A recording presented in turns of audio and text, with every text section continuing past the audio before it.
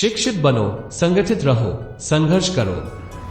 हम आदि से अंत तक भारतीय हैं। सागर में मिलकर अपनी पहचान खो देने वाली पानी की एक बूंद के विपरीत, इंसान जिस समाज में रहता है वहां अपनी पहचान नहीं खोता। इंसान का जीवन स्वतंत्र है। वो सिर्फ समाज के विकास के लिए नहीं पैदा हुआ है, बल्कि स्वयं के विकास के लिए पैदा हुआ है। पति पत्नी के बीच का संबंध घनिष्ठ मित्रों के संबंध के समान होना चाहिए। जीवन लंबा होने की बजाय महान होना चाहिए।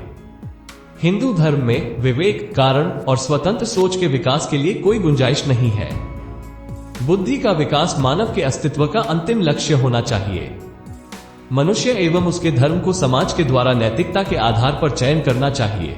अगर धर्म को ही मनुष्य के लिए सब कुछ मान लिया जाएगा तो किन्हीं और मानकों का कोई मूल्य नहीं रह जाएगा। एक सफल क्रांति के लिए सिर्फ असंतोष का होना ही काफी नहीं है, बल्कि इसके लिए न्याय, राजनीतिक और सामाजिक अधिकारों में गहरी आस्था का होना भी बहुत आवश्यक है।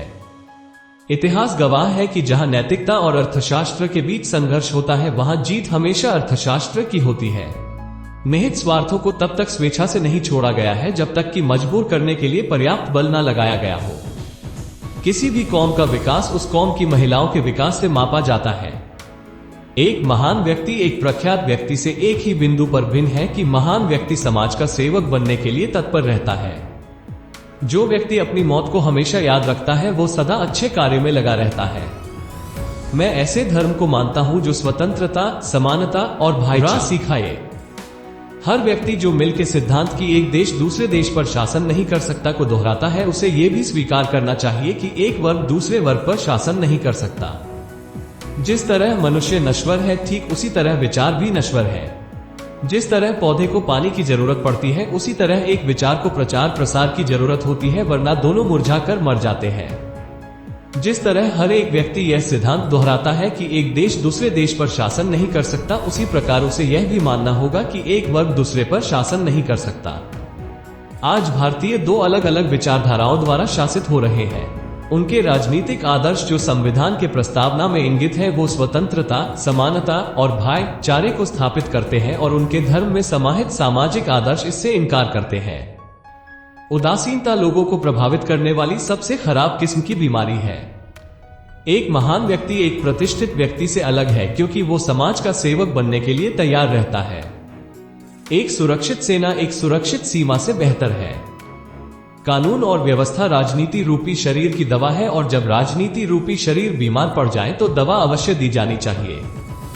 जब तक आप सामाजिक स्वतंत्रता नहीं हासिल कर लेते, कानून आपको जो भी स्वतंत्रता देता है वो आपके किसी काम की नहीं। यदि मुझे लगा कि संविधान का दुरुपयोग किया जा रहा है तो मैं इसे सबसे पहले जलाऊंगा। यदि हम एक संयुक्त एकीकृत आधुनिक भारत चाहते हैं तो सभी धर्मों के धर्मग्रंथों की संप्रभुता का अंत होना चाहिए। राजनीतिक अत्याचार सामाजिक अत्याचार की तुलना में कुछ भी नहीं है, और एक सुधारक जो समाज को खारिज कर देता है वो सरकार को खारिज कर देने वाले राजनीतिज्ञ से ज्यादा साहसी है। लोग और उनके धर्म सामाजिक नैतिकता के आधार पर सामाजिक मानकों द्वारा परखे जाने चाहिए। अगर धर्म को लोगों के भले के लिए आवश्यक वस्तु मान लिया जाएगा तो और किसी मानक का मतलब नहीं होगा। समानता एक कल्पना हो सकती है, लेकिन फिर भी इसे एक गवर्निंग सिद्धांत रूप में स्वीकार करना होगा। हमारे पास यह स्वतंत्रता किस लिए है? हमारे पास ये स्वतंत्रता इसलिए है ताकि हम अपने सामाजिक व्यवस्था, जो असमानता, भेदभाव और अन्य चीजों से भरी है, जो हमारे मौलिक अधिकारों से टकराव में है, को सुधार सके। मेरे नाम की जय जयकार करने से अच्छा है मेरे बताए हुए रास्ते पर चले। रात रात भर मैं इसलिए जागता हूं क्योंकि मेरा समाज सो रहा है। जो कौम अपना इतिहास नहीं जानती, वो कौम कभी भी इतिहास नहीं बना सकती। अपने भाग्य के बजाय अपनी मजबूती पर विश्वास करो।